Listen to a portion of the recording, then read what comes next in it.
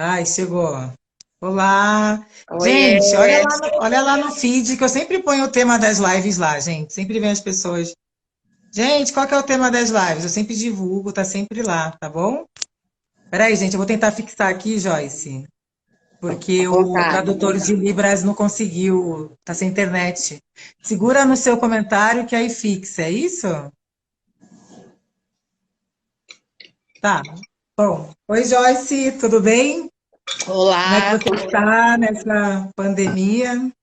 relativamente bem. Complexo, né? Momentos Complexo. complexos.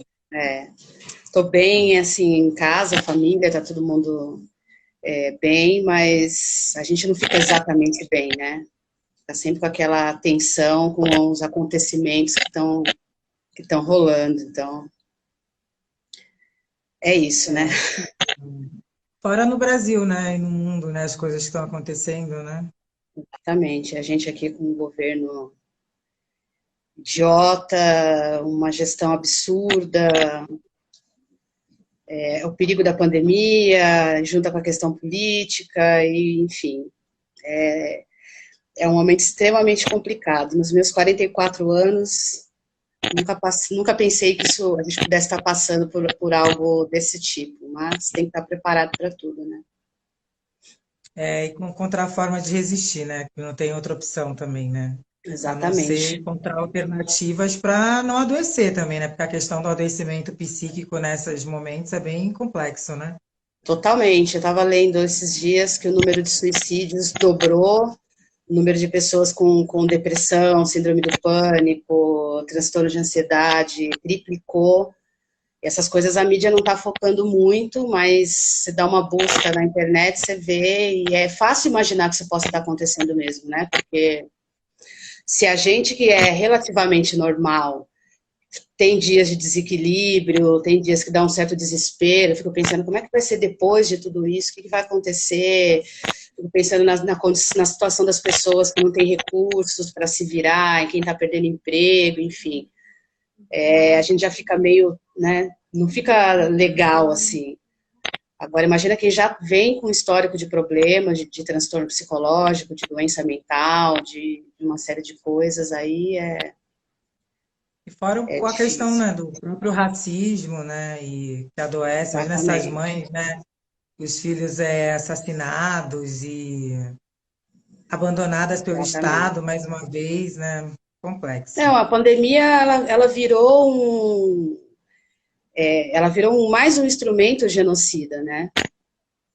Porque todas as coisas, o pessoal fala, fica em casa, faz isso, faz aquilo, tal, mas a gente sabe qual é a condição das periferias, das áreas de favela, que para eles não tem eles estão entre a morte e a morte. Então, eu vejo muitas pessoas criticando que o pessoal na periferia não está cumprindo com o isolamento. Eles convivem com um sentimento de insegurança muito forte. E aí você tem uma questão de problema que é numa escala mundial. E aí chega no Brasil, isso vira mais um instrumento dos tantos instrumentos que é usado para eliminar vidas, para segregar pessoas, para manifestar a falta de interesse que o Estado brasileiro tem com aqueles que seguram o país nas costas, né? Trabalhando ali nos seus serviços braçais, a construção civil, é emprego doméstico, essa turma aí que faz o grosso da economia girar. E fora ficar em casa, né? Para várias pessoas que às vezes moram num cômodo, né? Com várias pessoas em casa, não conseguem se isolar, né? Também levar em consideração, né? Às vezes a gente fica num olhar só de crítica, né? Ah, não estou em casa e tal, mas aí a gente esquece, né? Que você, como urbanista, faz essa discussão, né? Do próprio processo de favelização, de como que as pessoas negras não foram pensadas já num projeto de urbanismo, né? Exatamente. Quando você pega, por exemplo, a condição a condição construtiva das áreas de favela, né? Das áreas de favela, principalmente, que é o que mais me preocupa. Como é que você vai cumprir um isolamento, você vai manter alguma condição de salubridade, se você não tem ventilação, você não tem espaço para trânsito de pessoas que seja suficiente, você não tem se alguém dentro de uma habitação, de uma moradia com, sei lá, 30 metros quadrados. e todo mundo, uma família de 5, 8 pessoas, dividem um único quarto, um único banheiro. Se uma pessoa ali fica doente, ela não tem para onde ir. Como é que ela vai se isolar? Não tem como. O hospital não vai dar conta. E ela ali não vai estar também tendo condições físicas de se isolar. E aí vai... Enfim, os números são muito enfáticos em mostrar o quanto a periferia e as áreas de favela estão, nesse momento, sendo o maior problema dentro dessa pandemia. Assim, se é fácil você se contaminar andando por Pinheiros, imagina andando pelo Capão Redondo. Eu moro aqui perto da Cachoeirinha, que é perto da Brasilândia, que é um dos lugares onde tem maior número de contaminação, maior número de mortes por Covid. No extremo da Zona Leste também tem alguns bairros que estão numa situação bem alarmante. E assim, né, o que o poder público está fazendo? Está remediando, porque num momento como esse também você não tem muito o que fazer de imediato, porque o problema é tão gigantesco que num momento como esse, não dá, você vai cobrar do poder público, porque tem que cobrar mesmo, porque são ações que deveriam estar sendo tomadas ao longo da nossa história, mas eles se veem sem muitos recursos também de poder fazer alguma coisa, e aí empurra para um, empurra para outro, para baixo do tapete, leva umas cestas básicas, enfim, tá caótica a situação. Eu tenho acompanhado de perto com a turma do gabinete, né? A gente tem feito esse acompanhamento em contato com as entidades da sociedade civil que já trabalham muito nessa questão, fazendo medição, fazendo esse diálogo, né? Do Eduardo Suplicy, né? As Isso. pessoas às vezes que não. Exato. Gente, eu vou desativar aqui os comentários um pouco, Joyce, vou esperar. Porque as pessoas ficam desativam os comentários. Gente, tem que esperar a convidada falar e a gente avisa ela que vai desativar os comentários. Vocês são muito ansiosos. Eu vou desativar os comentários e aí, quando faltar 15 minutinhos, eu volto.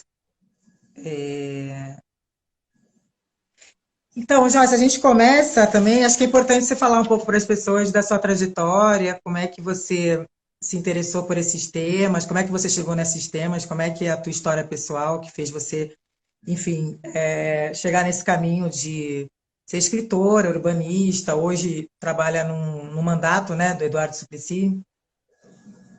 Exato. Bom, primeiro eu queria agradecer, porque senão depois eu vou acabar esquecendo, agradecer a todo mundo que está aí prestigiando, agradecer você sempre pelo convite, agradecer você pela oportunidade da escrita desse livro que a gente vai comentar.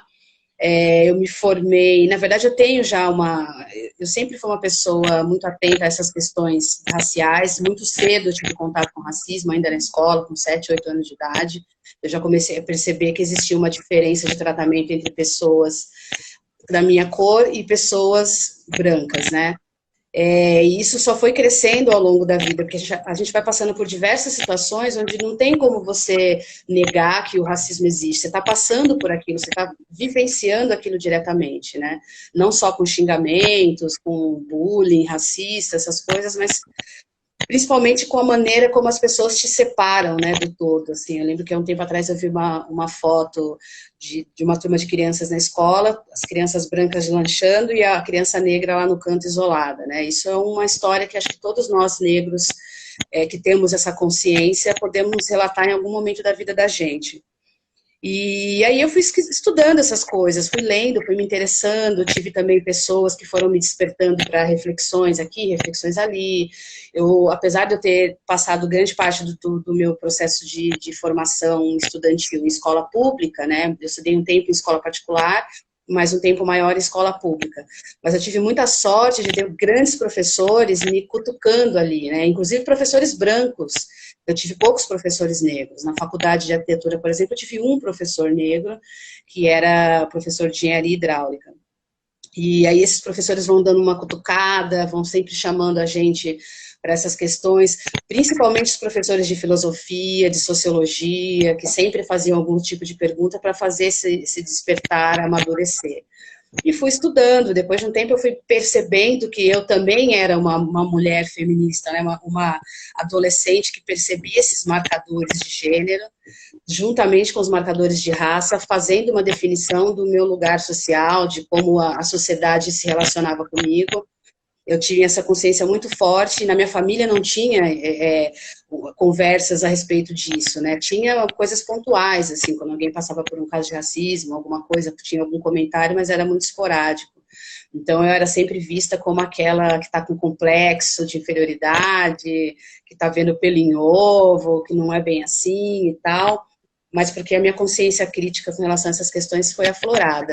E depois, com o tempo, eu fui descobrindo, eu acho que a faculdade é sempre um grande divisor de águas para nós que somos pessoas negras, né? Eu acho que é por isso que as pessoas são tão contra cotas raciais, porque é dentro da universidade que a gente toma um choque que é a cereja do bolo para muitos de nós negros, porque ali a gente, quando a gente não tem a oportunidade de fazer parte dos grêmios, dos coletivos, né, a gente percebe que você não tem, por exemplo, 5 anos de curso de arquitetura e urbanismo e eu não estudei nenhuma pessoa negra, eu não ouvi falar nada sobre arquitetura indígena, arquitetura africana, a urbanização dessas cidades africanas, enfim.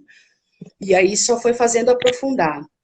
E aí, assim, veio o boom da internet, a gente começa a conhecer pessoas, conhecer as lideranças negras que foram apagadas, silenciadas pelas mídias hegemônicas. A internet facilitou o nosso contato, o nosso diálogo, e isso é um caminho sem volta, né? Vai levando a gente cada vez mais para uma consciência mais amadurecida, e é isso, a gente vai mergulhando nos escritos. Eu acho que a questão da música, eu sempre fui uma pessoa muito ligada à música, como formador mesmo de opinião, de entendimento do mundo. E eu acho que o rap foi muito importante para a minha formação, porque eu peguei ali o início, né? Eu lembro do primeiro disco dos Racionais, o Holocausto Urbano, teve 4 pretinhos na capa e vem com aquele discurso que está falando tudo o que você está pensando, mas não tem como expressar verbalmente, né? Eu lembro de uma prima minha que já é falecida, que tinha a mesma idade que eu, faleceu há uns 2, 3 anos. Ela chegou em casa desesperada, olha aqui, você vai adorar isso daqui. Aí quando eu pego é um disco do DMN, que tem 4P, Poder para o Povo Preto, né? E aí isso também mexeu muito com a minha cabeça, os primórdios da MTV, que aí eu conseguia visualizar os artistas negros cantando, e isso foi me fazendo ter mais gosto pela minha aparência, né? Copiar aquele modo de comportamento, aquela maneira com que eles se colocavam foi muito importante também. Os artistas negros do Brasil também foram muito importantes, né? Esses dias foi aniversário do Tony Tornado, Lafon, 90 Alcione, anos, né? 30 Uma anos, vitória, né? Um homem negro chegar aos 90 anos. esse sim contrariou todas as estatísticas possíveis, né? E aí foi isso, né? E a vida foi se desenrolando por E o aí até. urbanismo, por que que você se interessou por urbanismo? E Eu, arquitetura? eu gosto de cidades. Assim, quando eu fui prestar vestibular a primeira vez, que eu levei bomba da FUVEST, a minha primeira opção era jornalismo, né? Mas eu gostava muito da arquitetura, mas assim, eu gostava muito da arquitetura, eu gostava muito do Niemeyer, ele foi a minha primeira referência à arquitetura. Junto com o Niemeyer veio o Lúcio Costa, e aí eu achei muito incrível uma pessoa projetar uma cidade, pensar na rua, na largura da rua, como as ruas se interseccionam, como vai construir a escola, onde vai ficar e tal. E eu sempre gostei muito de andar pela cidade, assim, eu gosto muito de cidade. Eu gosto do campo, mas eu gosto principalmente da cidade. E aí isso sempre me fascinou muito. Daí eu tomei bomba no vestibular, fiquei grávida, tive que paralisar toda a minha vida, enfim, tive filhos e tal, mas sempre tive a convicção de que eu voltaria a estudar, né? E aí quando eu voltei a estudar, eu deixei o jornalismo de lado e resolvi arriscar uma coisa que naquele momento ia me dar um gosto maior, né? Quando eu fui fazer faculdade de arquitetura, todo mundo falava assim, nossa, vai ficar rica e tal, porque as pessoas têm uma visão de que o arquiteto é aquilo que aparece na televisão, né? Mas mal sabiam, quando eu falava para as pessoas, meu interesse está mais focado na questão das cidades, na questão de planejamento das cidades, essas questões e tal. Mas até então eu não tinha parado para pensar em como a questão racial e de gênero influenciava dentro desse planejamento de cidades. Isso veio com Lélia Gonzalez, por exemplo, né, o feminismo negro que me arrancou essa visão. Falei, caramba, é verdade, como é que é assim e tal? Comecei a pensar nessas questões, buscar profissionais da arquitetura, do urbanismo principalmente. Eu encontrei muita reflexão com o pessoal da Bahia, porque a UFBA, durante um certo período, não lembro se era a UFBA, mas era alguma faculdade da Bahia, que tinha um curso específico de urbanismo, e eu achava aquilo muito legal, alguns materiais que eles iam lançando, eu ia estudando, lendo aquilo e tal. E aí vem a questão de gênero também junto, né? Porque quando você começa a pesquisar a formação da cidade, você fala, poxa, o desenho da cidade ele é determinado pela cor da pele das pessoas, pela classe social das pessoas e também pelo gênero das pessoas. Cada um vai dar uma característica diferenciada. Né? O gênero determina os espaços que você pode transitar pela cidade. A raça determina o lugar onde você vai ocupar. Quer dizer, nós ocupamos o lugar social de subalternidade. E esse lugar social de subalternidade ele é espelhado na divisão das cidades. Ele recompõe a lógica Casa Grande Senzala, que é periferia e bairros nobres, né? Que eu chamo de bairro, eu falo que é bairros brancos, porque é mesmo. Bairro nobre não tem negro morando, se tem é 0,01%. Os LGBTs também os LGBTs têm um horário definido dentro das cidades, né?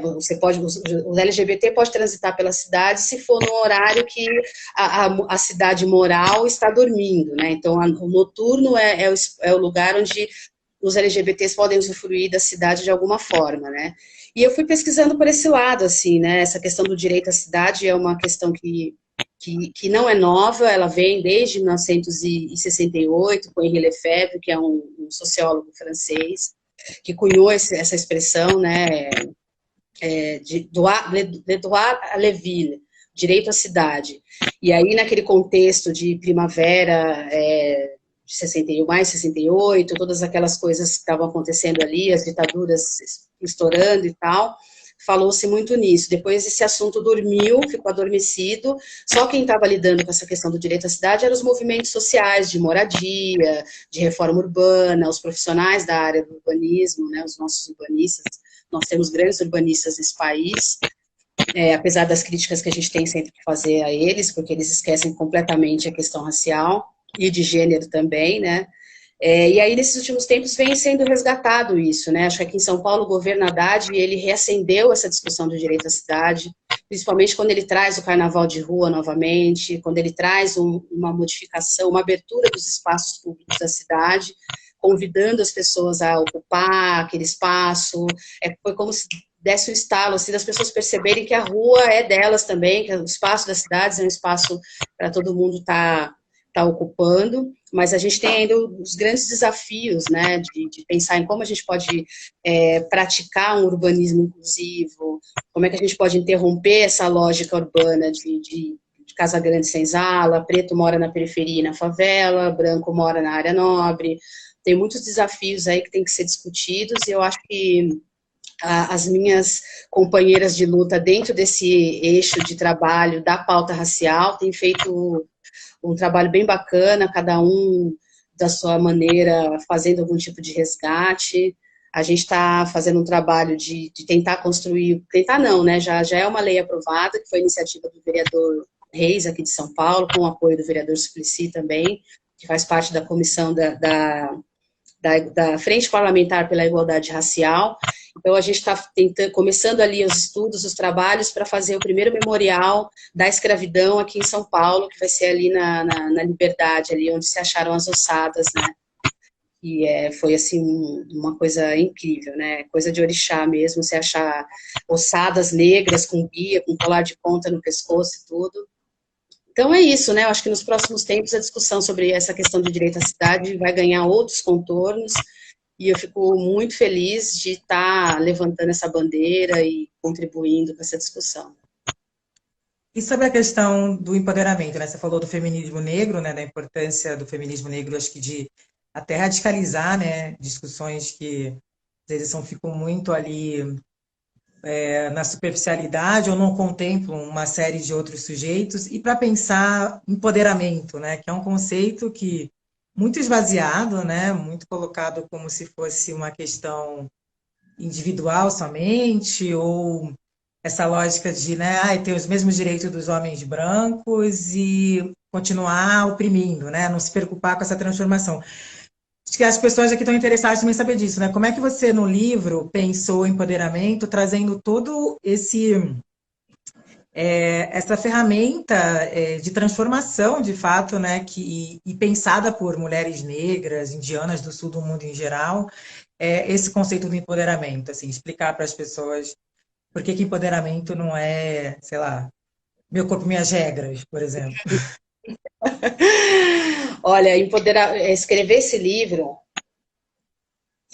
mergulhar, porque assim, eu tinha também uma ideia vaga sobre empoderamento, que não era essa ideia deslocada que o pessoal divulga por aí, totalmente individualista, conectada com a lógica do capital e tal.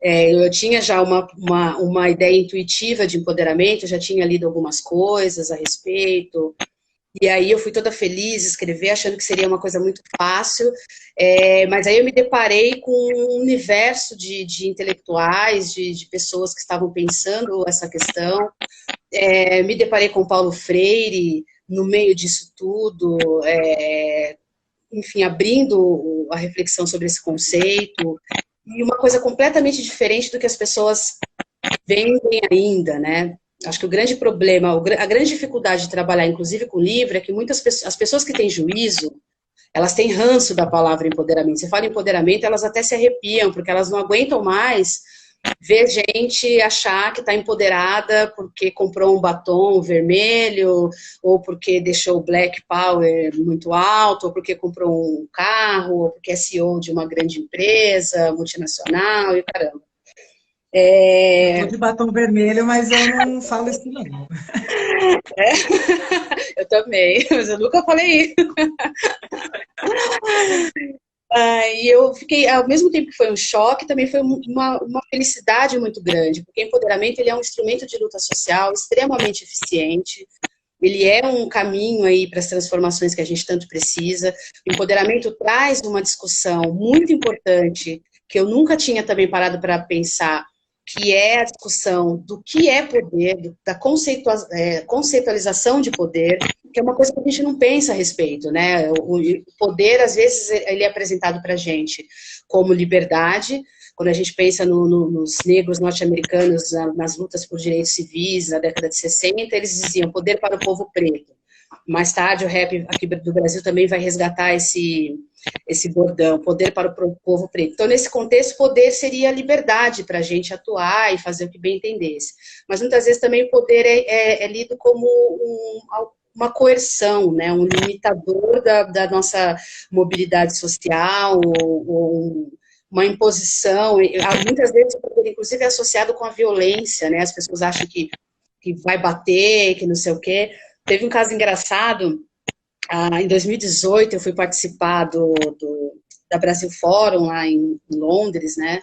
Londres, Oxford e tal. E aí eu lembro que a última mesa do evento era uma mesa que falava da nova política. Então tinha várias pessoas do cenário da nova política, jovens e tal, não sei o quê. E aí, né, eu fui lá, né, fazer o advogado do diabo, fiz a seguinte pergunta: para vocês, o que é poder? E ninguém soube definir, ninguém soube responder exatamente. Quem chegou mais perto foi uma mulher negra, que é a vereadora Áurea Carolina, de BH, que deputada, isso, conseguiu falar com um pouco mais de proximidade do que a ideia de poder que empoderamento carrega. Né? Se faz muita confusão com a questão do empoderamento, porque empoderamento vem do empowerment, que é uma palavra norte-americana, e lá no contexto deles, é uma palavra inglesa, na verdade, e lá no contexto deles, empowerment significa, ao pé da letra, dar poder.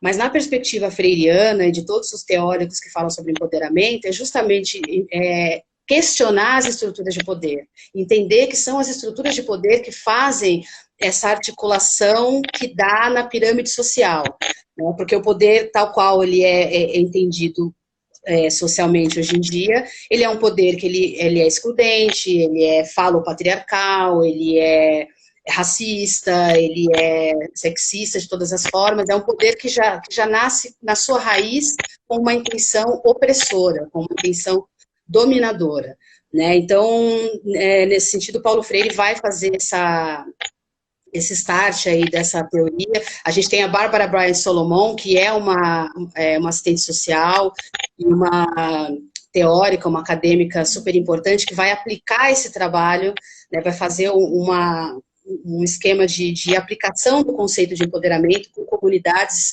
negras suburbanas norte-americanas, da década de 70, inclusive, né? E vai fazer um resgate dessas comunidades, vai, enfim, tirar essas comunidades daquela condição dos efeitos da opressão e tudo mais. No livro eu falo da Ruth Baqueiro, que eu acho bem interessante, porque ela é uma das poucas brasileiras, uma das poucas acadêmicas brasileiras que trabalha o conceito de empoderamento de uma maneira bem lúcida, bem fundamentada. E aí ela vai falar que existem raízes do empoderamento lá no tempo de Martinho Lutero, da Contra-Reforma e tal, quando Martinho Lutero vai traduzir os escritos bíblicos, que eram em latim, e que eram utilizados pelo clero como instrumento de manipulação das vontades da população. Então, quando ele traduz esses 95 escritos, né, ele está quebrando o poder hegemônico, está quebrando o instrumento de manipulação daquela gente. Então, cada um vai interpretar Deus e a palavra de Deus da forma que for mais conveniente, né? E aí ela fala, a Ruth Baqueiro fala que a escrita tem um peso muito grande nessa questão do entendimento de poder, né? Angela Davis também é outra autora que vai dar uma pincelada nisso, quando ela fala que o empoderamento ele já era trabalhado por mulheres negras escravizadas dentro das suas comunidades, dentro das senzalas. Elas eram os verdadeiros pilares ali de sustentação. Inclusive, quando eu tenho discussões a respeito do direito à cidade e tal, eu tenho falado que as pessoas, hoje em dia, elas têm uma tendência a desmerecer certos elementos, né? A gente não pode desmerecer a senzala, porque a senzala não é símbolo de subalternidade passiva, né? De aceitação daquela condição de escravidão. A senzala é, na verdade, um articulador do poder que vai levar as pessoas para o quilombo, né? Dentro das senzalas que se faziam as combinações de fuga, os planejamentos e tal. Então, o quilombo nasce dentro da senzala, né? E a Angela Davis, quando ela fala isso, ela me dá um suporte para essa ideia, porque ela diz, as mulheres negras ali, elas eram um verdadeiro esteio, né? Elas forneciam conforto psicológico, elas faziam todo um trabalho de resgate da autoaceitação daquelas pessoas negras ali. Então, elas intuitivamente estavam trabalhando os processos de empoderamento que são necessários para a emancipação. Eu acho que o mais importante quando a gente fala em empoderamento, né, uma das coisas mais importantes é você entender que empoderamento é um trabalho que tem como finalidade a emancipação social de grupos oprimidos por esse poder que a gente conhece. Né? Se qualquer trabalho, qualquer coisa que for trabalhada, não interessa por quem, onde, que não tenha um foco na emancipação de minorias oprimidas, não é um trabalho de empoderamento. A emancipação é o grande objetivo de todo o processo que você for desenvolver, de todo o trabalho que você for desenvolver. Então, acho que isso é uma coisa que tem que ficar muito bem pontuada, assim, né? O batom vermelho da gente não vai emancipar todo o nosso grupo de mulheres negras oprimidas, não vai emancipar todo o nosso grupo de negritude, de LGBTs, enfim, não são elementos mundanos que vão nos conduzir rumo à nossa emancipação plena. Qual seria, que eu acho que é uma das dúvidas das pessoas, essa questão, o limite, né, entre o individual e o coletivo, quando a gente fala em empoderamento? Eu acho que essa é uma das questões mais difíceis das pessoas entenderem realmente, porque você precisa, primeiro que o empoderamento, ele é algo que vai ser estimulado por fatores externos, mas a resposta interna é principal, né? Eu acho que nesse sentido a Patricia Hill Collins, ela sintetiza muito isso, ele é mais uma resposta interna aos problemas externos que você vivencia. Então, uma vez que você tem uma resposta interna, você vai estar amparado por fatores externos, mas a resposta vai ser sua internamente. Então, a somatória de indivíduos que pertencem a essa camada oprimida, né, nesse despertar, nessa conscientização profunda, vai fazendo com que a coletividade cada vez mais se fortaleça. E aí, quando você tem um grupo que está majoritariamente nesse caminho de empoderar-se, aí você começa a ter uma turma boa para pensar, uma coletividade fortalecida o suficiente para pensar em caminhos para a emancipação coletiva, para a emancipação social. né? Não tem como você desconectar o processo individual do coletivo. Um tá dando suporte para o outro. Por isso que eu digo sempre que é uma simbiose, eles estão completamente casados. Você se empodera, ao mesmo tempo que você se empodera, você está contribuindo com o empoderamento da sua comunidade. E quando essa sua comunidade estiver fechada nesse processo de empoderamento, aí sim você pode dizer que é uma pessoa empoderada. Porque aí você vai estar dentro de um grupo que foi restituído do seu desempoderamento social. E no caso, você sempre fala, né, da questão de que ninguém empodera ninguém, né? Essa relação hierárquica. Você podia falar um pouco mais sobre isso? Que eu acho que é importante, né? Porque as pessoas pensam, eu estou empoderando, sei lá, tal comunidade. Por que que há equívocos nessa, enfim, nessa afirmação? As pessoas, quando elas falam assim, elas não estão fazendo uma das partes que eu acho fundamental na questão do empoderamento, que é criticar as estruturas de poder. As estruturas de poder que a gente tem na sociedade, elas são hierárquicas, e isso é um grande problema, né? Então, quando você fala que vai empoderar pessoas, você está, ao mesmo tempo, assumindo uma postura colonizadora, porque se o processo é interno, como é que você vai influenciar diretamente nisso? Você vai colonizar aquela pessoa. E, ao mesmo tempo, você está reproduzindo essa lógica hierárquica que desenha a nossa pirâmide social, né? Você está assumindo que você tem poder para dar para aquela pessoa, então você está fazendo esse trabalho.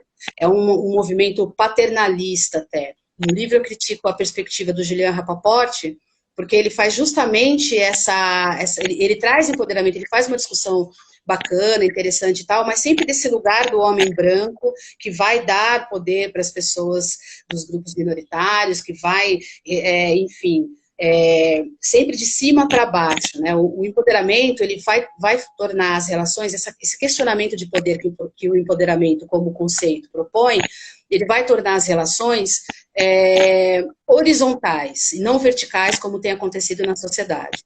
Então, somos todos humanos, no sentido de estarmos todos dentro de uma atuação onde um depende do outro, onde um influencia o todo e o todo influencia esse um. Então, discutir as relações de poder é justamente para romper com essa lógica verticalizada, hierarquizada, de manifestação do poder, né? No livro tem a Hannah Arendt falando, ela traz essa discussão de como o poder só pode ser dito que é poder a partir da formação coletiva, né? Você pode até ter algumas representações que se destacam, mas elas só estão naquele destaque porque ela está sendo autorizada pela coletividade para estar ali representando. Uma vez que ela está atendendo única e exclusivamente os interesses pessoais dela, ela já vai estar desautorizada a fazer essa representação coletiva. A representação coletiva, ela não é o meu interesse pulando na frente, ela é o interesse do todo, o que fica bom para todo mundo, é isso? Então, estamos juntos. A partir do momento que eu decido, não, isso é mais legal, eu acho que todo mundo vai gostar mais que seja assim, então eu já estou reproduzindo essa lógica de poder hierárquica, verticalizada, que é um dos grandes ingredientes, né, dos sistemas de dominação e de opressão. E no livro você fala, dá esse exemplo, né, falando que não é uma coisa dos indivíduos em si, né? Você fala das agências, do Banco Mundial, essa lógica que é muito criticada, você critica, né? E é essa questão de levar ações para determinadas comunidades como se estivesse empoderando, né? E você usa ali o Romano, os autores que vão fazer essa crítica dessas agências, né? Como o Banco Mundial, por exemplo. Exatamente. Tem o Jorge Romano, que vai fazer essa crítica mais fundamental, uma crítica pesada, na verdade, uma crítica radical, e eu acho que é uma crítica radical, porém, extremamente oportuna. Porque você tem diversas agências mundiais que trazem, não vou citar nomes para, né, não parecer que eu estou querendo atirar O livro pedras. sabe. Porque, então, essas agências, elas fazem alguns projetos, né, empoderamento de mulheres, empoderamento de meninas, empoderamento disso, empoderamento daquilo, mas elas não vão conseguir cumprir com essa agenda de empoderamento se elas estiverem conectadas com a mentalidade capitalista. que vai reproduzir aquelas lógicas que são importantes para a sustentação do capitalismo. Elas vão, por exemplo, tem o Jorge Romano, que vai partir da Gita Sen, que é uma teórica indiana, que também é especialista nessa discussão do empoderamento, que ela, enfim, sensacional, eu recomendo que vocês conheçam melhor. Vai fazer essa crítica porque assim, o processo de empoderamento, ele se dá em 4 níveis diferentes, em 4 dimensões diferentes a serem trabalhadas simultaneamente, não dá para desconectar. Não adianta você, de repente, chegar numa comunidade e ajudar a montar todo um esquema de trabalho para a economia solidária, por exemplo, e aí você achar que aquilo por si só é empoderador, que aquilo ali já é suficiente para aquela comunidade.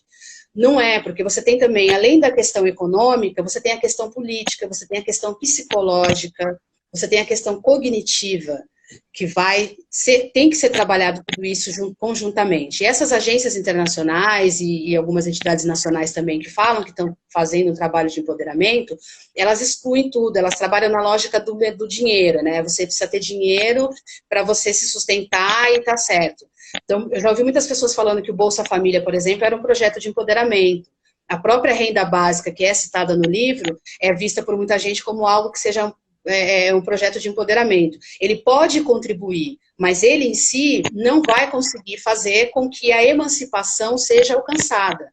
Ele pode resolver alguns pequenos problemas, de ordem prática principalmente, mas como é que você vai dizer que as mulheres que estavam numa situação de violência doméstica, né, elas passam a receber um Bolsa Família ou a renda básica universal e tal, e aí resolver o problema de vida delas? Não, elas têm diversos traumas que vêm com a questão da violência doméstica. A violência doméstica, ela impacta todo o sistema psicológico dessa mulher, ela fragiliza todo o sistema psicológico dessa mulher. Como é que você vai convencer essa mulher que aquela relação abusiva tem que acabar, que ela tem que se afastar daquele homem? Se você não trabalha a questão cognitiva, ela precisa ter um entendimento de que é uma relação de poder que se estabeleceu dentro daquele relacionamento e por isso ela está em desvantagem, ela vai continuar sendo oprimida, ela vai continuar sendo vista como um objeto e não como uma pessoa, um ser humano, né? Então, acho que essa crítica do Jorge Romano é extremamente oportuna. Além desses dois, tem a Rafia Zakaria, que é uma feminista paquistanesa. Ela tem um livro que, infelizmente, ainda não tem traduzido aqui no Brasil, que é o The Upstairs Wife, que fala sobre a questão das mulheres do Paquistão, do casamento dessas mulheres, e de como desenha todo um esquema de opressão através do casamento de mulheres, né, nessas religiões, enfim. E ela também ela tem um texto incrível, que eu deixo aí recomendado, que chama O Mito do Empoderamento, onde ela vai criticar diretamente uma ação que foi feita no Canadá, se eu não me engano, que as mulheres levavam máquina de costura e ajudavam as mulheres a ter uma plantação de alguma coisa, ou uma criação de galinhas, de porcos, e achavam que aquilo era empoderar aquelas mulheres, né? Então, ela sai nessa crítica. Primeiro, que você não empodera pessoas, isso já tem que ficar bem pontuado. Segundo, que isso não vai resolver todos os outros problemas que uma sociedade opressora impõe a essas mulheres, né? Então, é muito importante que quando a gente pensa, a gente lê lá, e tal órgão está fazendo, a Unesco está fazendo um projeto para empoderar meninas, não sei o que, está fazendo, né, para fazer o empoderamento de mulheres e tal. É muito importante que a gente fique muito atento, porque com frequência não tem nada de empoderador naquilo, é uma reprodução das lógicas de opressão que a gente pretende eliminar através do trabalho de empoderamento sério e consciente. Mas você falou agora dessas políticas, né? Um dos capítulos do livro é empoderamento de políticas públicas, né? Você cita essas políticas como um exemplo, acho que tem a pesquisa do Bolsa Família, né? Em algumas estados no Nordeste, né? Você cita no livro que muitas mulheres que saíram de relacionamentos abusivos, que uma coisa leva a outra, às vezes a questão econômica. Você cita eles como exemplo no livro, mas você aponta limites no sentido de que do que seria empoderamento num sentido mais amplo, só para... É isso, né? Não quer dizer que você tem que dispensar esses trabalhos dessas grandes agências ou essas políticas que vêm para, de alguma forma, trazer um suporte para essas mulheres, né? A gente tem experiências interessantíssimas com o próprio Bolsa Família, por exemplo, de mulheres que conseguiram criar o seu próprio negócio. No Quênia, o vereador Suplicy esteve no Quênia fazendo estudo da renda básica por lá, e aí ele observou que naquela comunidade as crianças voltaram para a escola graças à renda básica, né, a renda de cidadania. Isso dá um respiro para essas mulheres, para essas comunidades fragilizadas, mas isso não é um limite, né? Isso não é não é a conclusão de um processo de empoderamento, tem muito mais a se fazer. Mas é um processo, faz parte do processo. Total, total. E aí você encaixa, por exemplo, na dimensão econômica de empoderamento, no trabalho econômico de empoderamento, né? Porque às vezes as pessoas acham, não temos que ganhar dinheiro, não temos que fazer isso, enfim, tem umas ideias um pouco equivocadas com essa questão econômica. E eu sempre gosto de lembrar que a gente vive no sistema capitalista. Por mais que a gente seja contra, a gente não está apartado dele. Então, se eu quero comprar um livro, eu preciso ter dinheiro. Se eu não tenho dinheiro, eu não posso pesquisar, comprar livro, pesquisar, ir para a universidade, fazer uma série de coisas na minha vida prática aqui. Então, a dimensão econômica do empoderamento, ela é importante, sim, porque é ela que vai muitas vezes tirar essa mulher da situação de violência doméstica. Muito embora a gente tenha pesquisas de mulheres que voltam para os seus parceiros, abusadores, violentos e tal, mesmo não dependendo financeiramente deles. E aí que entra a questão, porque aí você tem que fazer um trabalho completo com essa mulher, né, ou com esse grupo de mulheres. Você tem que fazer esse trabalho psicológico com essa mulher, ela tem que entender as dimensões daquilo, por que ela está voltando, por que aquilo constitui um vínculo de identificação com o agressor, ela tem que entender todos os processos históricos que construíram a sociedade de uma maneira machista, ela tem que entender quais as vias políticas de atuação que ela pode usar enfim, no fortalecimento dela e da própria comunidade que ela está atuando, enfim. Então, não é não é um trabalho que você pode fazer numa condição única. É um leque, você vai, como se fosse construir uma casa, você vai colocar lá pilares e vigas, então você vai fazer um processo de empoderamento observando essa movimentação. Senão, você não tem... não se alcança a emancipação. Os pilares fundamentais? Psicológico, econômico, político e cognitivo. Quem dá para a gente essa ideia é a professora Nelly Stromquist. E ela fala nessas dimensões do trabalho de empoderamento. Então, quando você vai trabalhar a questão cognitiva, por exemplo, a gente está eu falei agora há pouco da questão das cotas raciais. Isso é uma ação de empoderamento dentro da comunidade negra, né, de restituir, que inclusive trabalha em duas frentes, tanto na frente psicológica quanto na frente cognitiva. Na cognitiva, porque vai fazer com que a gente aprenda mais sobre a nossa história, a gente entenda mais os processos que nos atinge diretamente, enfim. E na questão psicológica, porque isso dá para a gente uma sensação de gosto pessoal, de fortalecimento interior, a gente se sente mais feliz porque a gente está conseguindo ocupar um lugar de importância na sociedade através da nossa formação profissional, né? A dimensão política, não só institucional, mas também fora do Congresso, dessa movimentação partidária e tudo mais, né? Quando mulheres se juntam, por exemplo, para fazer uma discussão sobre um livro, elas estão fazendo uma ação política, né? Eu gosto muito de uma fala da Angela Davis, que ela fala que a política a gente está exercitando o tempo inteiro, a gente está exercendo o nosso potencial político o tempo inteiro. Desde o momento que a gente vai no mercado e escolhe um produto e não outro, isso também já é um movimento político, até o ato de votar. E na nossa sociedade a gente é muito desconectado dessa perspectiva mais global da ação política. A gente acha que a política se faz só votando, entrando para dentro dos partidos, enfim, não é. Então, o exercício político no nosso dia a dia, na nossa família, nas nossas relações de trabalho, de amizade, enfim, o tempo todo.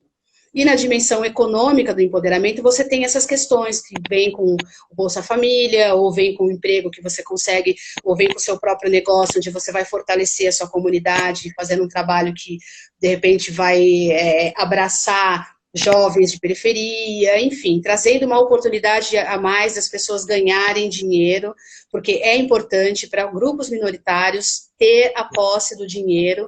Não só é importante, como é uma questão também de restituição histórica. Nós somos empobrecidos, aliás, empobrecidos não, nós fomos esvaziados completamente dentro dessa dimensão, né, econômica, né? A gente não consegue, aqui no Brasil, por exemplo, a gente não tem uma classe média negra, é muito difícil você fazer uma pressão política pensando na questão econômica, que você vai boicotar alguma coisa, como que você vai boicotar se você está completamente ligado ao fornecimento daquela marca, à existência daquele supermercado? Então é nessas horas que a gente vê o quanto a nossa força política está esvaziada, e esvaziada pelo caminho do econômico, do fortalecimento econômico. Então essas dimensões, elas precisam ser trabalhadas conjuntamente, né, ao mesmo tempo, simultaneamente, para a gente conseguir ter um caminho de emancipação. É importante você trazer nessa questão econômica, porque às vezes até a gente, enquanto pessoas negras, a gente acha que às vezes as próprias pessoas negras, eles vão criticar as pessoas negras que têm, enfim, saíram da pobreza, como se a pobreza fosse uma condição inerente à população negra, né? E de fato, tem uma construção histórica, né, que nos empurra para esse lugar, né? Então é importante que as pessoas entendam que não é reproduzindo essas lógicas como já estão colocadas, mas a importância de que, tipo, ser pobre não é algo que tem que ser romantizado, né? Exatamente. Na nossa sociedade, ser pobre não é uma virtude. Inclusive, isso é um pensamento, é um resquício da colonização nas nossas cabeças, é um resquício da atuação da Igreja Católica na nossa cabeça, que dizia que o pobre tem lugar ao céu, é mais fácil um camelo passar numa agulha do que um rico ter um lugar no céu. Só que o rico aqui na Terra estava usufruindo de todo o montante gerado pelo trabalho das pessoas pobres, né? Então, quer dizer, e a igreja também não ficava longe da fortuna que estava sendo construída. A igreja vivia com o seu conforto, com o seu acúmulo de terras, com o seu acúmulo de bens, né? E aí o pobre era consolado com essa ideia de que, mas o reino dos céus vai ser seu. Então não é bem assim. Então essa mentalidade é um resquício da colonização cognitiva das nossas mentes, que vai induzir a gente a viver como é que você vai viver numa sociedade capitalista sem dinheiro? Não tem como. Não é que a gente está a favor do capitalismo. Eu acho que qualquer pessoa que tem uma abordagem contra o racismo, contra o machismo, ela tem que ser essencialmente anticapitalista, porque a gente sabe que isso é um suporte para as nossas opressões. Agora, a gente não pode esquecer que a gente vive dentro desse contexto e a gente tem que se virar de alguma forma, né? E, infelizmente, na nossa sociedade, o poder está associado também ao dinheiro. A ideia de poder verticalizado, ela também está sendo sustentada pelo acúmulo de bens, pelo acúmulo do capital, pelo acúmulo de latifúndios e de todas essas coisas que nós, camadas minoritárias, construímos diretamente ou indiretamente. E essa questão, uma pessoa fez uma pergunta que eu consegui pegar, não consigo ler os comentários, mas essa eu consegui ler. A questão, ela falou, então como é que faz o processo de empoderamento? Que é uma dúvida, na prática. Claro que precisa ter todas essas dimensões que você cita, essas 4 dimensões, mas como que isso pode se dar na prática, por exemplo? Olha, eu arrisco dizer que a gente pode pensar num projeto, sei lá, a gente pode pensar, de repente, numa casa de acolhimento para mulheres em situação de violência, né, dando como exemplo. E aí, dentro dessa casa de acolhimento, você vai ter lá profissionais, psicólogos, psiquiatras, psicanalistas, para estar acompanhando o desenvolvimento dessa mulher e tentando equacionar todas as questões que vieram por conta da situação de relacionamento abusivo, por estupro, ou por anos de uma vida totalmente oprimida e tal. Aí você vai ter lá uma aula para ensinar uma nova profissão para essas mulheres, para ensinar novas possibilidades delas serem empreendedoras, delas buscarem seu próprio sustento por conta própria, né? Ao mesmo tempo, você vai ter um programa de educação para essas mulheres, né? De repente, essas mulheres podem ser ou semi-analfabetas ou analfabetas, ou não tiveram uma educação adequada, não tiveram uma educação que abordasse essa temática que a gente discute tanto dentro dos nossos círculos de feminismo, de movimento negro e tudo mais, né? E aí você parte para um planejamento político com essas mulheres. Como é que nós vamos fazer, de repente, para fortalecer essa casa, para ampliar essa casa de acolhimento para mulheres?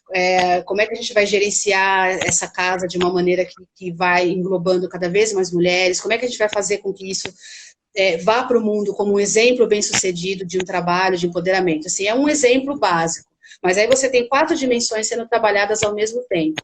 Você vai fortalecer economicamente essas mulheres, porque elas vão estar aprendendo alguma profissão, e assim, né, dentro dessa perspectiva econômica, pensando em ensinar mulheres para serem empreendedoras, a gente tem que pensar que quando a gente vai fazer esse trabalho, a gente também tem que questionar as lógicas de divisão sexual do trabalho.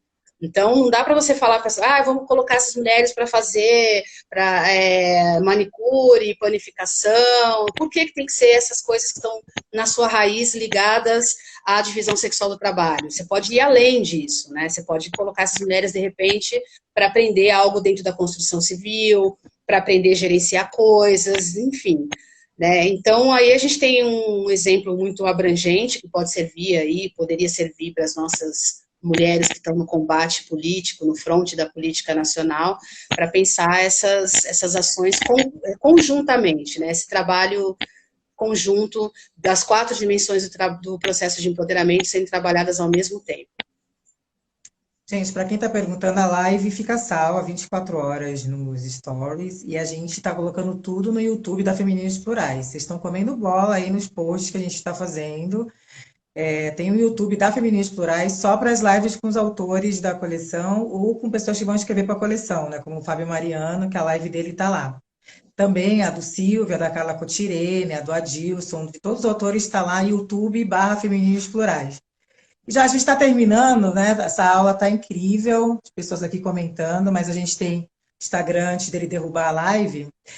Acho que seria importante também comentar a questão estética. Claro que a gente fala que ela não dá conta, mas também eu sinto muitos ataques, às vezes, às garotas, por exemplo, que fazem a marcha do empoderamento crespo, que também estão fazendo um trabalho, porque a estética também é política, né? Você não acha bem importante falar dessa dimensão? Porque uma coisa é o sentido esvaziado, outra coisa é achar que a dimensão estética não é importante, né? Como você traz no livro, né? Exatamente. Eu acho que essa questão estética, ela está dentro da dimensão psicológica de empoderamento, né, de trabalho psicológico de empoderamento.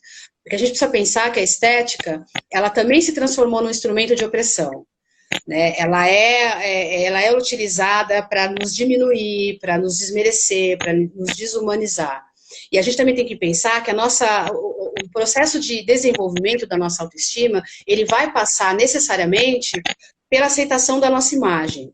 Isso nesse contexto que a gente vive de opressão machista, de opressão racial, né? Não tem como você apartar, porque a beleza, ela é um juízo de valor que a sociedade tem muito enraizado.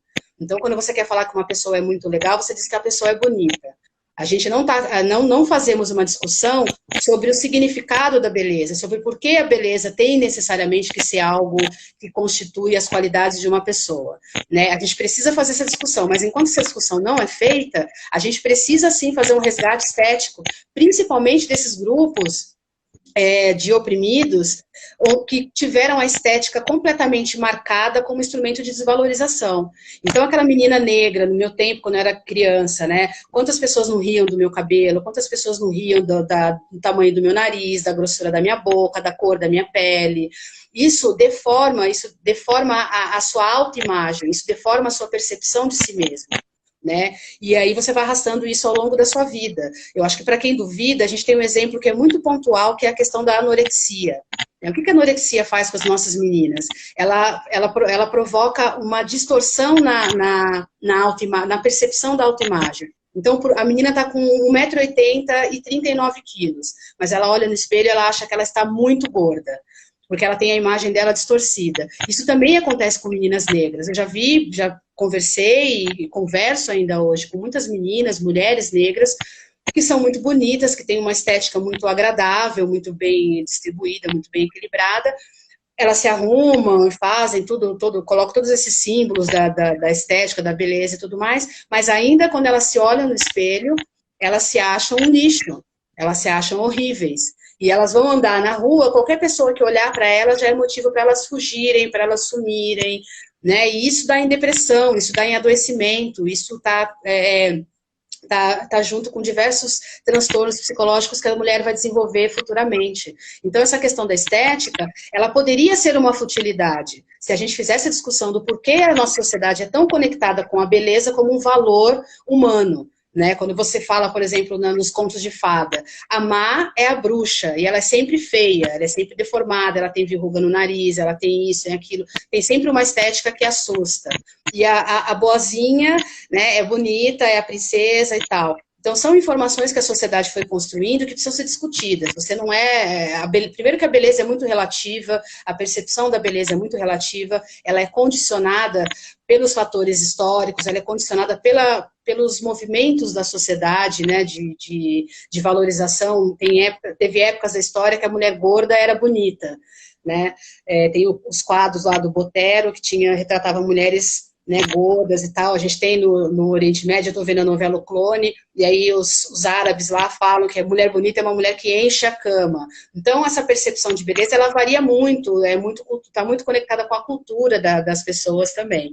Agora, enquanto a sociedade estiver associando beleza como um fator de exclusão, de desumanização, então a estética ela precisa ser discutida, a gente precisa dar um apoio para essas meninas que estão buscando esse fortalecimento através da estética, alertando, claro, que não para por aí, que a autoestima vai muito além de você se achar bonita ou feia, né? A autoestima, na verdade, é a sua relação com você mesmo, o quanto você se aprecia, mesmo com os defeitos que você vê em si mesmo, né? Mesmo com as suas limitações humanas, você trabalha tudo isso, mas você ainda se gosta, apesar de algumas coisas que você não está tão afim de mostrar. Então, é extremamente importante, não é futilidade, não. Você falou dessa questão, né, da gordofobia, mas a questão do racismo, com estrutura, né? Que a gordofobia, claro, é um preconceito, mas não é estrutural, né? Depende muito, né? A gente vê, Não. eu tenho acompanhado bastante meninas gordas negras, né? Fazendo essa discussão, né? Do quanto que para elas é uma outra questão, mas a questão racial é uma questão o racismo está na construção do belo, né? Do que a gente acha que é belo ou não, né? Então é uma questão que às vezes, claro, a mulher é gorda, mas ela é branca, ela passa por uma série de questões por ser gorda, mas ela é branca, então é uma outra questão. A questão do racismo é uma questão que de fato leva a uma construção de subjetividade muitas vezes negativa, né? Mas como o Adilson Moreira fala, né? O Adilson da questão da imagem negativa, né? E o quanto de gente que, sei lá, a gente sabe o quanto que isso nos fere, né? Por isso que acho que marcha do empoderamento crespo, esses movimentos, eles são importantes, né? Eu acho que é importante a gente dizer isso, né? Que isso não é besteira, né? Não, de jeito nenhum. Isso é muito importante. Tem mulheres que têm o couro cabeludo queimado, que fragilizou de tal forma que nunca mais vai nascer cabelo, porque não consegue aceitar o seu próprio cabelo. As mulheres da geração da minha mãe, por exemplo, até hoje não consegue deixar de alisar o cabelo, né? Se sente desconfortável com a sua aparência. Agora, uma questão legal, engraçada nessa coisa, engraçada não, uma questão importante sobre essa coisa da gordofobia, é que existem algumas teóricas norte-americanas que vêm trazendo um estudo muito importante, falando sobre o quanto a gordofobia está associada ao racismo. Então, a mulher gorda, ela é feia porque ela é negra. Ela não é feia porque ela é gorda, ela é feia porque ela é negra. Então, a gordofobia ela está completamente cruzada ali no seu primórdio com a questão da mulher negra, e ela remete ao mito da mulher negra raivosa, da mulher negra forte, a mulher negra que vai bater. Exatamente, com a Sarah Barton, com essa coisa, né, porque antes eu não li o livro completo, eu tive acesso a algumas páginas, mas seria legal, assim, que viesse, espero que um dia venha para o Brasil esse estudo, mas eu acho bacana que as mulheres negras, feministas, gordas, tenham esse olhar, porque é fato que você ser gorda e branca é muito diferente de você ser gorda e negra. Né? A mulher gorda branca, ela tem do racismo, né? Acho que não pode esvaziar a dimensão estrutural do racismo, né? Exatamente. Ninguém vai, a mulher branca não deixa de ter um companheiro por ser gorda. A mulher negra tem a solidão, né, como uma das suas dificuldades sociais, por ser negra e por ser gorda. Então, quer dizer, é uma questão aí que precisa elucidar melhor. Mas a Então, estética é nossa, sempre importante. sem dúvida, né? Agora a gente está se encaminhando para o final, tá ótima a conversa. Ó, já passamos de 1.000 pessoas assistindo. Estamos competindo aqui com o Jornal Nacional, hein, gente?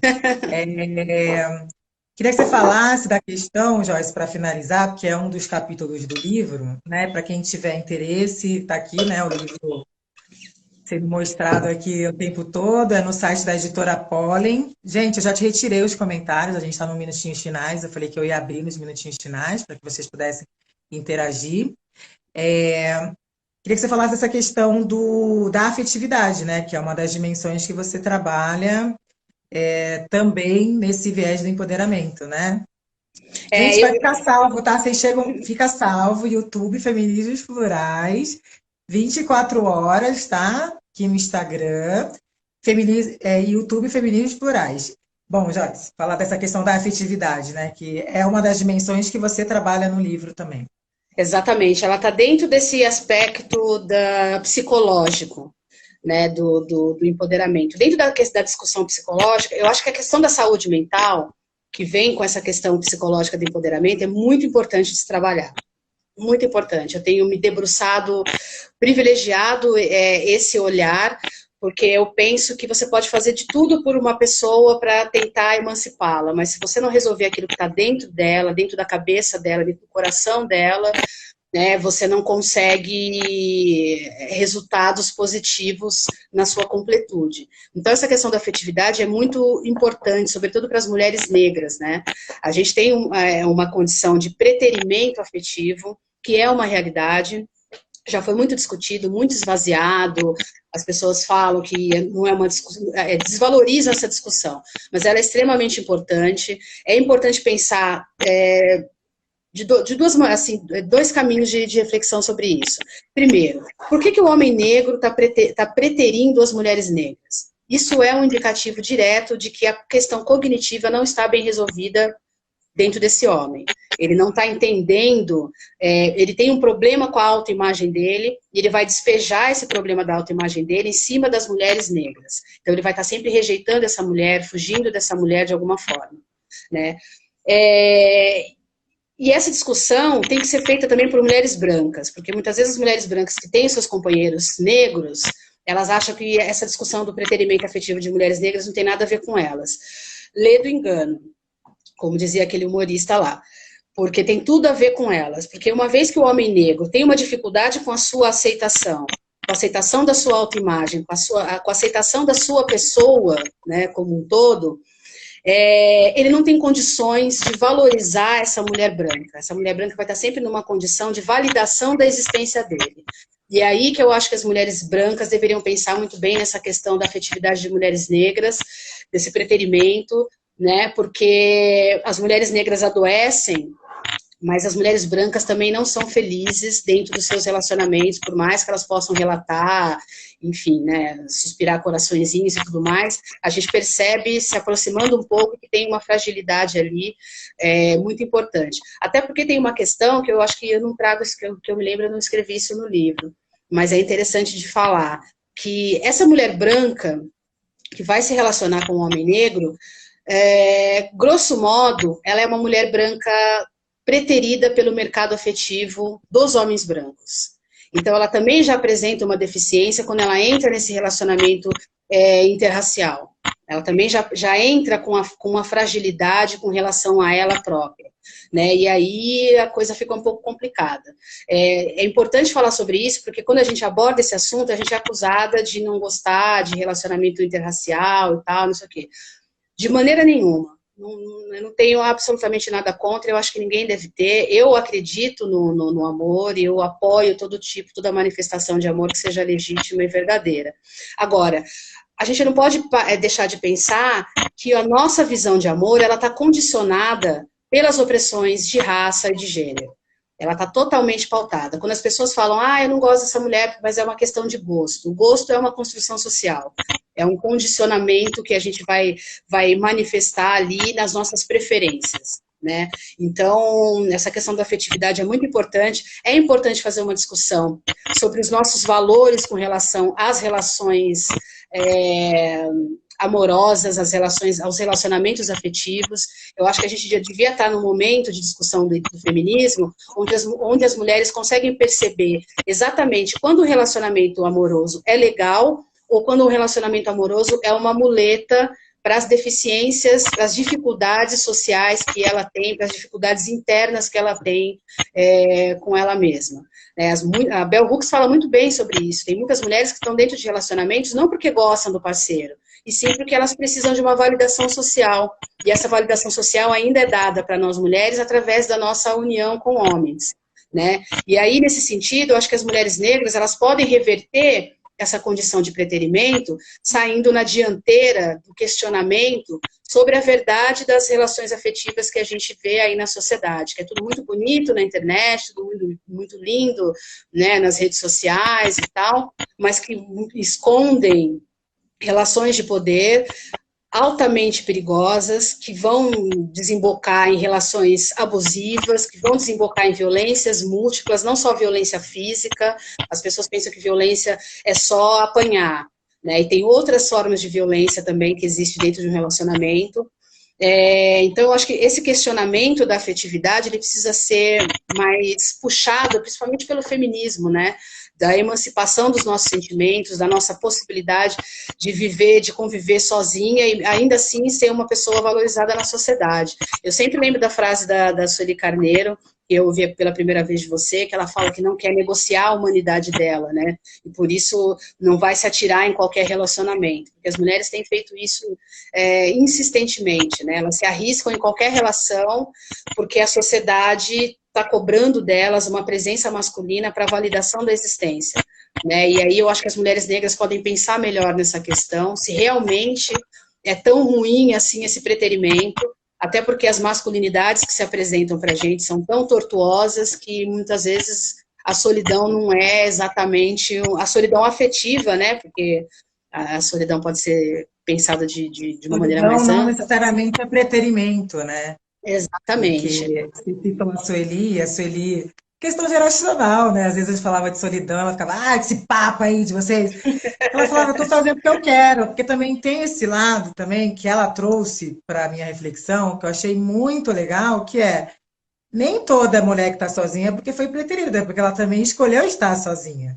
Porque aí tira a Exatamente. mulher também e nega desse lugar da vítima que não foi escolhida, eu estou aqui, ou que vai achar que tem que ficar a vida inteira, às vezes puxando o saco de uns machos escroto, nada a ver, para poder ser validada. Então, tem muitas mulheres, sim, tem o preterimento, ninguém aqui está negando que ele exista, tem pesquisas até que mostram, mas eu acho muito legal quando a Sueli traz também essa dimensão que nos tira do lugar da identidade vitimada, como diz a Bell Hooks, que é, não, muitas pessoas, eu estou sozinha porque eu não quero negociar a minha humanidade. E muitas mulheres Exatamente. pretas, porque a nossa construção de feminino ela é outra, construção de feminino, que não é essa construção da mulher branca, né, que ficou em casa, a gente sempre foi para a luta, a gente sempre trabalhou, até por uma questão histórica, a gente precisou, né, estar ali à frente fazendo várias coisas e falar, não, vou te botar para fora porque eu não vou aceitar certas coisas, né? Então também, claro que tem a questão do preterimento, a gente vive num país, mulheres negras são as mais assassinadas, vítimas de feminicídio, a gente sabe disso, mas tem uma questão também que eu acho que é importante que você discute, né? Que é da mulher preta que fala, não, não quero, estou Não bem. quero. Por que que a gente também tem que colocar amor preto só na relação heterossexual? Amor preto é amor de amiga preta, amiga preta. Amor preto, para mim, a coleção Femininas Plurais é super amor preto, que são todo mundo preto. É uma coleção, agora a gente tem o oitavo título, né? Com o pai Sidney aí, é amor preto é mãe e filha, filho com filha, Tem que primas, então perder também essa. aumentar a dimensão É do amor preto, isso. o amor pela comunidade, né? Não é Claro. simplesmente, às vezes, você ter um companheiro preto e não faz nada pela comunidade, muitas vezes, né? Então, o Exatamente. próprio Quincy Jones, né, que casou com várias mulheres, sei lá, suecas, mas o que o cara fez pela comunidade negra, é um negócio que vai ser inegável nos Estados Unidos, né? Então também saiu um pouco também desse lugar de colocar a gente só nessa condicional do homem, né? De quem não foi escolhida por um Exatamente. homem. Porque isso é muito violento, né, com a gente. Claro, total. A gente tem que perder essa visão pequeno burguesa de amor, que é limitadora também. Ela fecha a gente num círculozinho. O amor é uma coisa universal, é um sentimento universal. Né? E você pode sentir amor de várias formas, por várias pessoas. Né? O amor não está necessariamente conectado com a sexualidade. Eu acho que a gente também tem que começar a pensar na questão da sexualidade de uma maneira um pouco mais autônoma. Né? Você pode ter uma vida sexual com uma pessoa que você não está amando, de repente. Se a questão sua é sexual, você pode buscar outros caminhos para realizar a sua sexualidade, para expressar a sua sexualidade.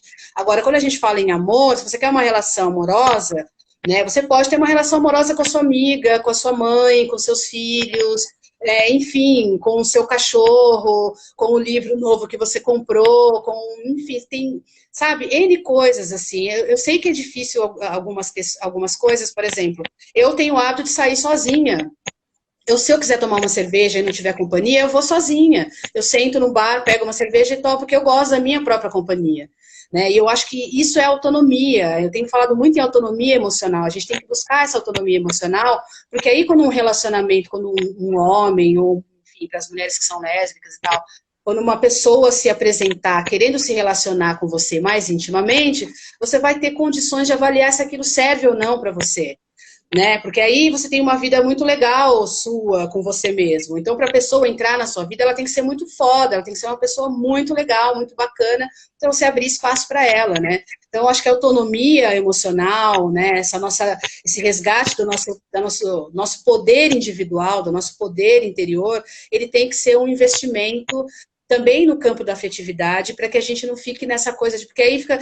solidão. Eu nem gosto do termo solidão da mulher negra, porque eu acho que já coloca assim, porque o racismo tem assumido uma particularidade no Brasil que me irrita muito, que é de sempre privilegiar imagens de pessoas negras em sofrimento, chorando, derrotadas, né? Eu vejo isso muito claramente. Quando uma mulher negra, uma pessoa negra está fazendo alguma coisa muito legal, ninguém dá muita atenção, mas se ela colocar lá um relato de um racismo muito violento que ela sofreu, aí todo mundo vai lá.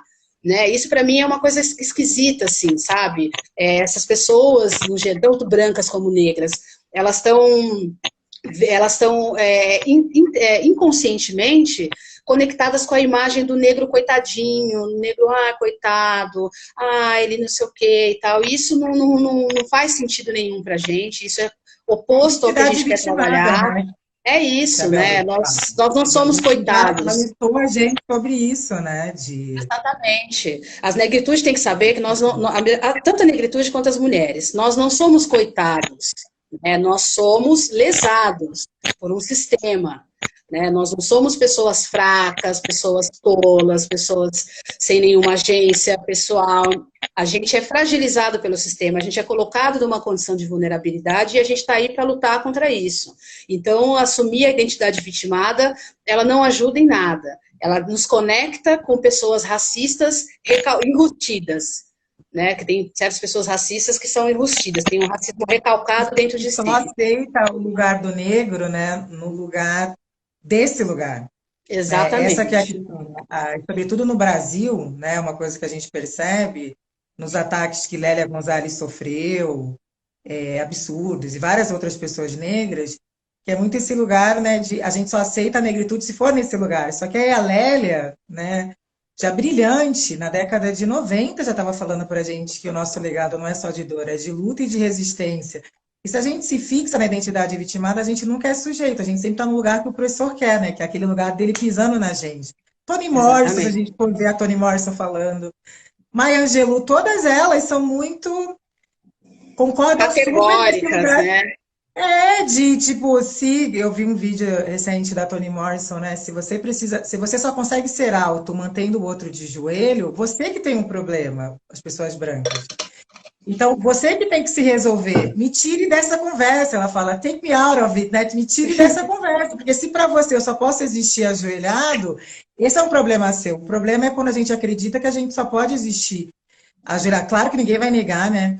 Opressão estrutural, um país que um menino Claro. de 14 anos é assassinado dentro de casa e que tantos jovens negros são assassinados todos os dias nesse país. Ninguém vai negar isso, obviamente. Porém, tem essa questão de que A gente não é o povo que foi só escravizado, é o povo que fez quilombo, que lutou contra, né? Porque as pessoas só querem, só aceitam esse lugar, né? E o pai Rodney, que está aqui nos Exatamente. assistindo, maravilhoso, sempre fala isso, né? O candomblé nos restitui, nos devolve a realeza que o racismo nos tirou. Isso não é uma condição inerente, né? Nossa. De jeito Então, nenhum. isso E eu, também eu faz parte do confio. processo de empoderamento, né? Como povo negro. Exatamente. Aí vai o seu desenvolvimento interior, né? O seu desenvolvimento individual. Por isso que eu tenho me apegado tanto a essa dimensão psicológica do trabalho de empoderamento, porque eu acho ela muito importante, porque ela mexe na estrutura individual das pessoas, né? Eu acho que essa conexão, essa absorção da identidade vitimada é que tem levado tantas pessoas negras para o adoecimento. Porque de tanto você internalizar a dor, você desenvolve também um sentimento de autopiedade, né? Você fica sempre ali. Tem uma frase interessante em algum filme que era de pessoas, acho que Cadillac Records, que o Muddy Waters fala para o personagem da Eta James, né? Ele fala que ela cuida da dor como se fosse um bebê. Né? A dor é para a gente sentir, deixar a dor escoar e processar a dor no seu tempo, no seu modo, no seu ritmo. Mas a gente não precisa ficar ali cultivando a dor, lambendo as feridas eternamente. A gente se cura e vai para a luta. Né? Agora, assumir essa identidade vitimada, tá sempre ali, né, deixando aquilo entrar tanto dentro de você, faz com que você adoeça numa velocidade muito mais rápida, a depressão vem aí, a síndrome do pânico, vontade de morrer, e uma série de outras coisas E que não são... tem emancipação, né, também. Não, a gente não Não tem, emancipa, né? de jeito nenhum. De A Silvia jeito nenhum. Maria, que está aqui assistindo, disse: quando a gente sai desse lugar é chamada de arrogante. Eu sou a rainha da arrogância. Tipo, eu sou chamada de arrogante o tempo inteiro, que eu já aceitei esse lugar muito. A Djamila é arrogante, porque é isso, porque você tem consciência de quem você é e gosta de ser quem você é o incômodo para as pessoas. Você, uma mulher preta, que tinha que estar imagina uma mulher preta que se sente bem, é um crime, né? Porque você não tinha que, a Crime. gente fez tudo para você não se sentir bem, como é que você pode se sentir bem, né? Então é muito esse lugar da arrogância mesmo, né? Que a gente tem que sempre estar disponível para as pessoas não fazem isso com pessoas brancas, por exemplo, manda mensagem, sei lá, de qualquer jeito para você, e se você não responde, você é arrogante, porque você tem que responder. Você tem que estar sempre disponível às pessoas quando você é uma mulher preta, sobretudo, né? E as Exatamente. pessoas. E se você se nega aquilo, é arrogante, porque você não foi lá, ai, grande senhora. Não, Muito né? Não, minha querida. É muito um lugar complexo, né? Então eu meio que no começo me incomodava. Hoje eu já tô muito de boa também com esse lugar, porque você, a Gabi Monteiro maravilhosa, falou: crime é a gente ser o que a gente é. E é isso, né? Ao negro é negado o direito da individualidade, né? Exatamente, da existência plena, né? Você não pode se sentir bem com você mesmo. Eu desde sempre, desde a adolescência, eu ouço que eu sou arrogante, que eu sou chata, que eu sou metida, quando na verdade eu sou uma pessoa que eu vou me sentir bem dentro de um barraco na favela e no palacete do rei. Para mim é tudo a mesma coisa. Vou comer ovo, vou comer caviar também. Para mim, como diz meu pai, qualquer azeitona é um almoço. Agora, como eu tive essa percepção do racismo muito cedo, eu rejeitava alguns contatos, eu me excluía um pouco, eu me preservava um pouco. E aí, com isso, eu ouvia brancos e negros dizendo que eu era arrogante, que eu não me enturmava, que eu não gostava das pessoas, que não sei o quê. Mas é aquilo, né? Eu lembro da sua apresentação com a Patrícia Hill Collins no Itaú Cultural, há uns anos atrás, e aí perguntaram alguma coisa para ela, e eu guardei isso para a vida, né? Lição das mais velhas, a gente tem que guardar para a vida. Que ela perguntou: por que você se importa tanto com o que o homem branco fala? Né? E assim, por que você vai se importar tanto com o que os outros estão falando sobre você? Eu acho que a imagem que as pessoas fazem de você, ela tem uma certa importância, né? Porque, enfim, você está vivendo em sociedade, não é legal viver numa sociedade onde todo mundo te acha um monstro. Mas também tem que ter certos limites aí, né? Não importa tanto, porque as pessoas não conhecem você por dentro. Elas não sabem as suas motivações, não sabem o que você passou, não sabem o quanto é difícil para uma mulher negra entrar num lugar de cabeça erguida, não sabe como é o nosso processo de autoestima, de Não, quanto ao autoaceitação. estilo, É e isso, quanto né? ao Então estilo. você vai, né? Estão chamando de arrogante. Paciência, essa é a sua opinião, né? Eu vou me ver com A os meus Silvia orixás. Maria A Silvia Maria acabou de escrever que o Milton Santos era chamado de arrogante na USP pelos colegas, você vê, né? É isso, né? Como, Paciência. o que é, né? Paciência. Mas é isso, gente. Então a gente está se encaminhando para o final. De novo, a live fica salva 24 horas. Depois ela vai para o YouTube da Feminismos Plurais, depois que passa as 24 horas. O livro da Joyce pode ser comprado pelo site da Pollen Livros. Valorizem as editoras pequenas nesse momento de pandemia, as livrarias estão fechadas. A gente tem feito as vendas online, entregue os livros, polenlivros.com.br. Tem promoção de combo, se você compra 3 livros da coleção Femininos Plurais, o frete é grátis. Vamos valorizar os autores, as autoras negras, entender a importância de fortalecer um projeto coletivo, porque a coleção Femininos Plurais é um projeto coletivo, independente, não é fácil a gente manter um projeto independente.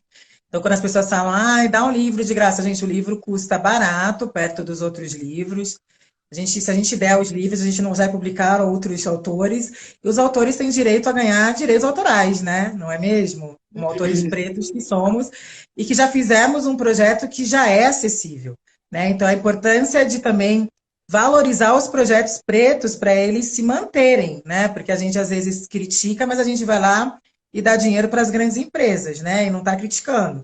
Então, a importância também da valorização dos projetos pretos e também da escrita preta, a Joyce é uma autora preta, a importância, é o primeiro livro, né, o Empoderamento, a importância da gente valorizar os nossos autores para além de, né, discursos vazios e hashtags. A gente, de fato, precisa entender a importância que é de ter esses tipos de escrita, esse tipo de epistemologia anticolonial, epistemologia que valoriza o pensamento de autoras negras e negras, sobretudo do sul do mundo.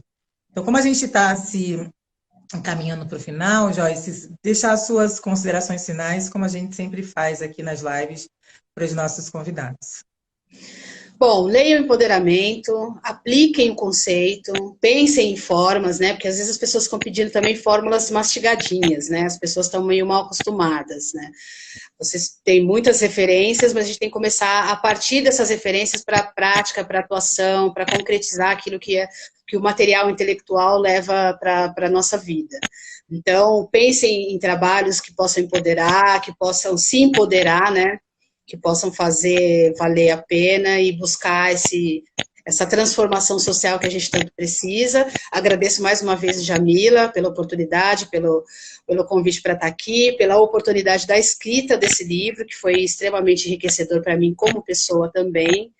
E um abraço para todo mundo aí que assistiu. Fiquem firmes, fortes. Não temos tempo de temer a morte. Obrigada, Joyce, pela sua aula aqui hoje para a gente, por ter explicado esse conceito que é tão caro, né? Para a luta, né, social, a importância de falar desse tema com tanta didática, para que as pessoas tenham acesso, né, a esse debate. Agradeço você pela presença, pelo livro, e agradeço a todas e todas que estão aqui acompanhando. Beijo, estou vendo aqui a Tainá Miller, a Silva Maria, a Caísa, Pai Roger, sua bênção sempre. Manda um beijo para a Noélia. Ai, meu amor, a Noélia é meu amor, gente. Ai, que bom que você lembrou. A Noélia é o meu amorzão da vida. Ela mandou Tive a mensagem para mim, falando, ai, minhas 2 mestras. oportunidade de trabalhar com a Noélia na Secretaria de Direitos Humanos. Ela foi minha assessora, uma pessoa que eu amo de paixão, uma pessoa incrível. Um beijo, Noélia, para você, morrendo de saudade. Obrigada a todo mundo que nos acompanhou. De novo, comprem o livro, apoiem a coleção Femininos Plurais. E mais uma vez, obrigada, Joyce, pela aula, por ter trazido esses temas de maneira tão incrível aqui para as pessoas que estão aqui comentando enlouquecidas. Beijo, minha gente. Beijo, gente. Boa noite a todos e todas. Olhem livros.